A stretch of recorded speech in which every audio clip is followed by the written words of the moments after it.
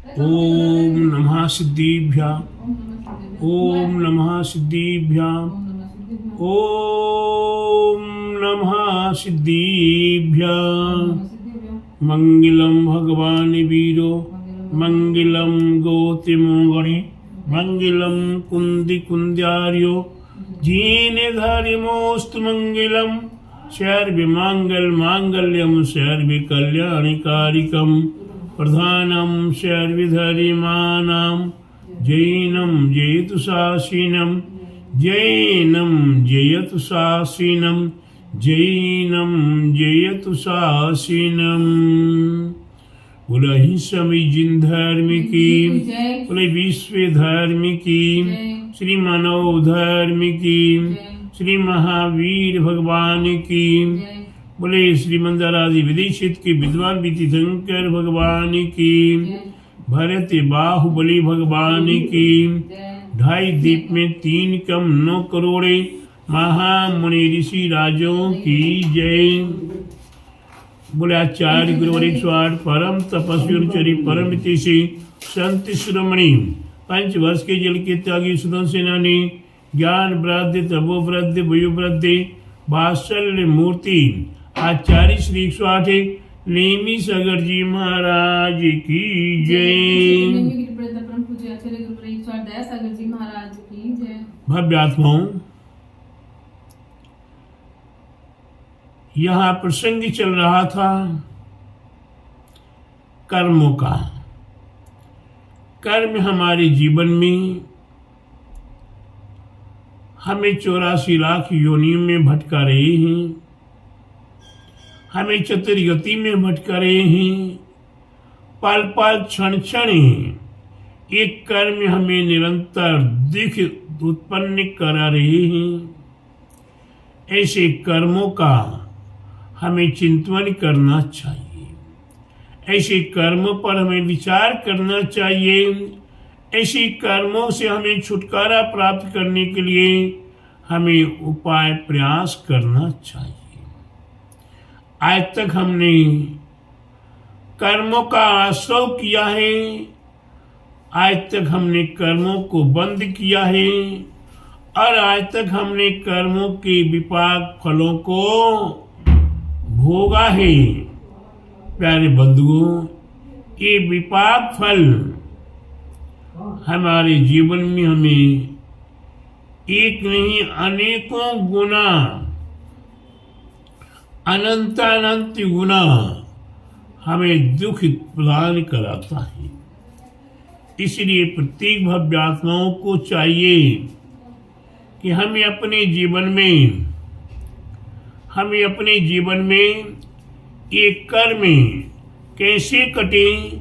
ज्ञाना वाणी, दर्शना वाणी, वेदनी, मोहिनी, आयु, नाम, गोत्र और अंतराय, ये 8 कर्म हमारे जीवन में अनादिकाल से हमें दुख दे रहे हैं।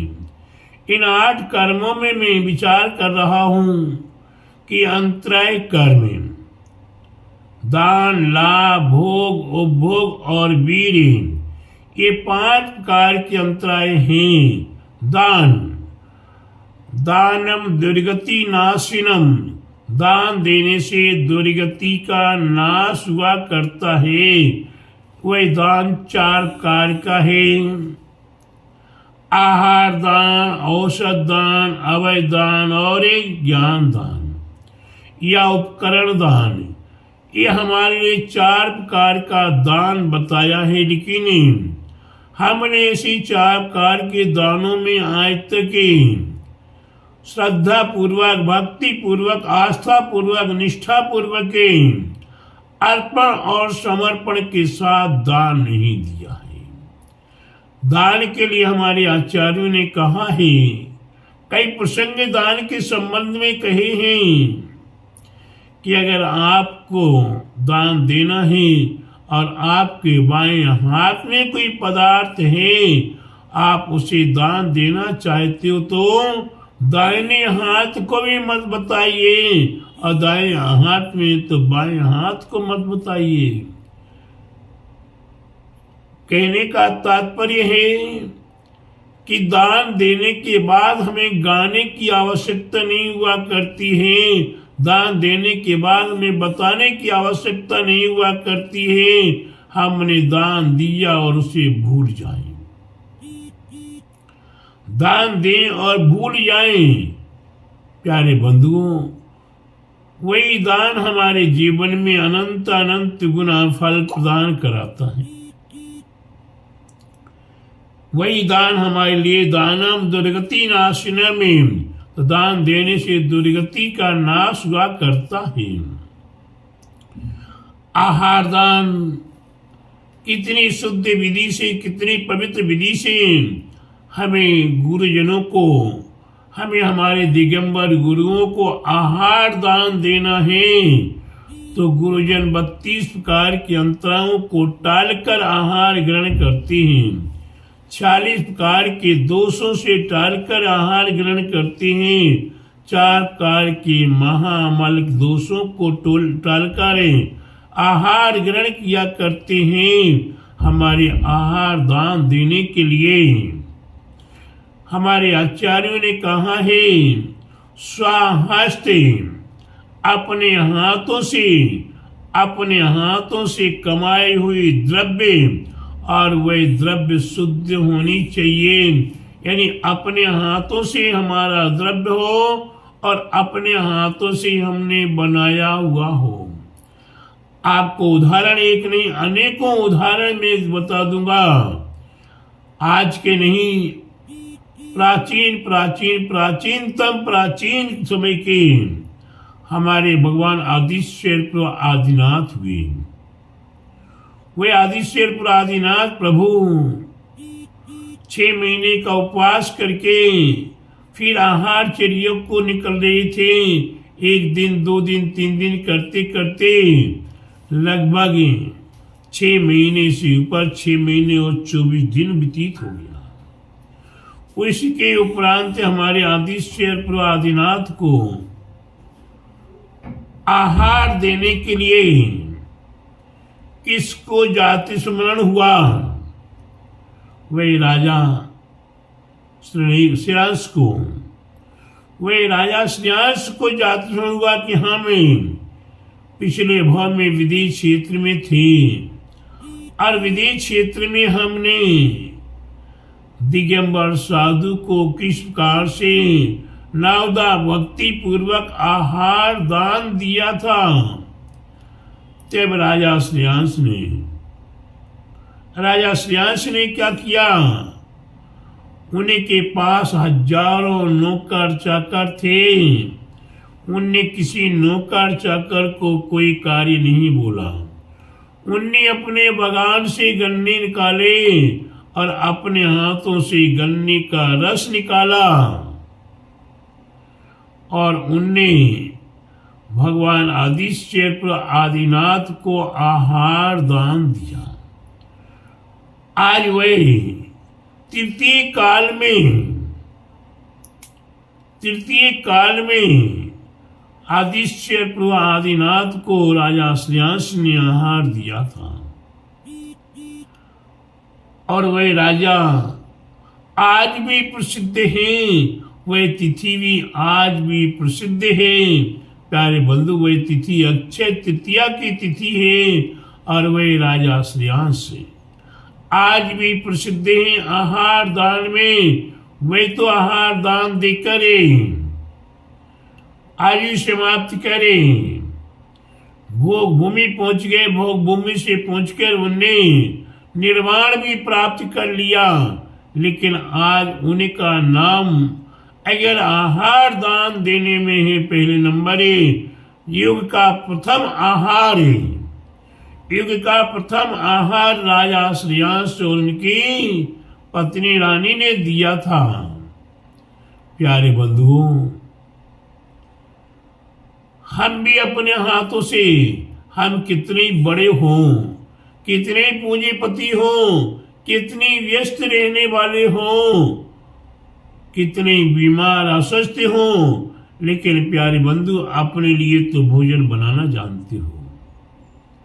ये अपने लिए भोजन बनाना जानते हो तो हमें अपने गुरुजनों के लिए, हमें स्वहस्ते अपने द्रव्य हो, अपने हाथों से हो, वह द्रव्य आपका वास्तव में आहार दान माना जाएगा।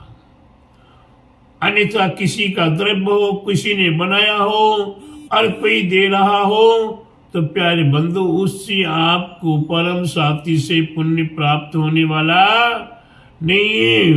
वह दान आपकी दुर्गति के नाश करने में समर्थ होने वाला नहीं है।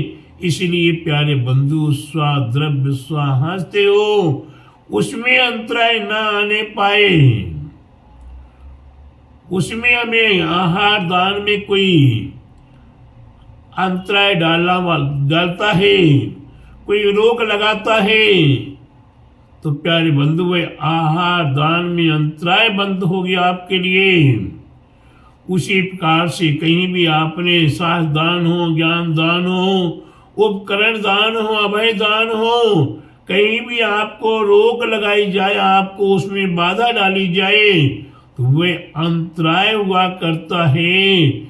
वह अंतराय आपके लिए कब कब आएगा? जब आदिश प्रभु आदिनाथ को नहीं छोड़ा, तो प्यारे बंधु हम कौन सी खेत की मूली है, हमारी कौन सी वक़्त है कि हमें कर्म नहीं छोड़ेगा। कर्म तो प्यारे बंधु हमें पग पग पे नहीं छोड़ रहा है, पल पल नहीं छोड़ रहा है।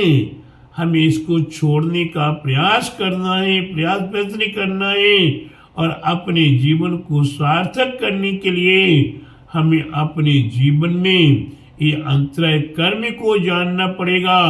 ये दान, चाहे वो आहार दान हो, चाहे औषध दान हो, चाहे अभय दान हो, और चाहे ज्ञान दान हो या उपकरण दान हो, किसी भी दान में कहीं कोई भी बाधक बनेगा तो उसे अंतराय बंद होगा। ये दान में पहला अंतराय।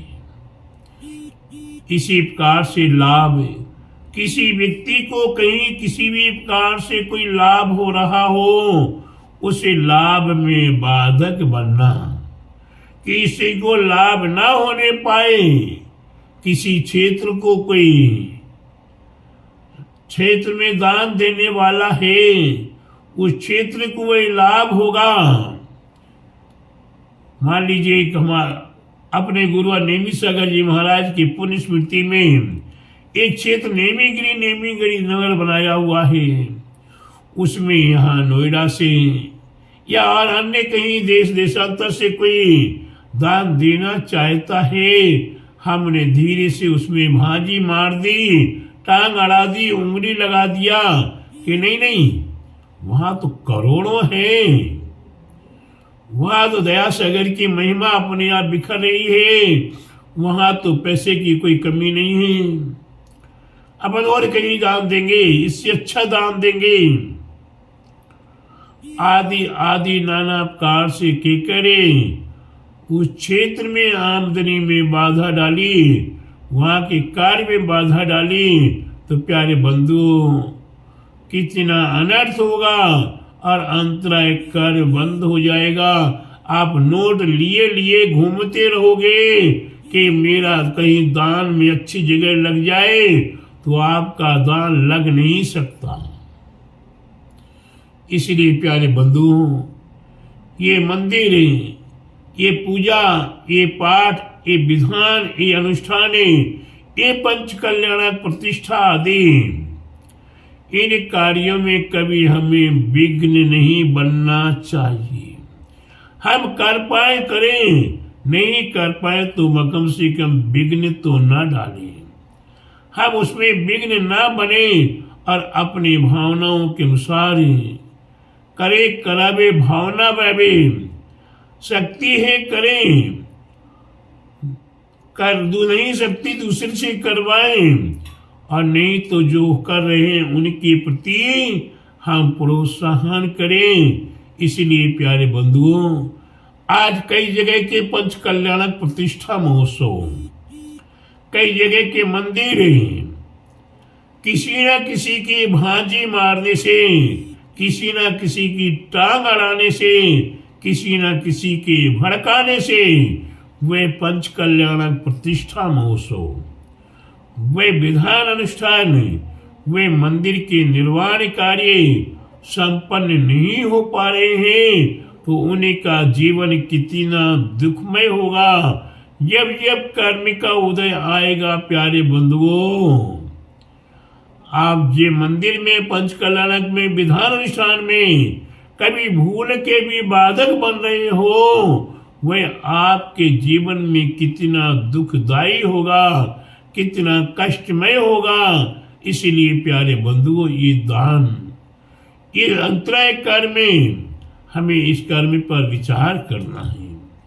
हमें कभी भी किसी के दान में, लाभ में, भोग में, उपभोग में, वीर में कभी भी हमें बाधक नहीं बनना चाहिए। मैं आपको इतना ही कह रहा हूँ, चाहे पवन जी आप हों, चाहे सुभाष जी हों, चाहे अजय जी हों, चाहे सुबोध जी हों, चाहे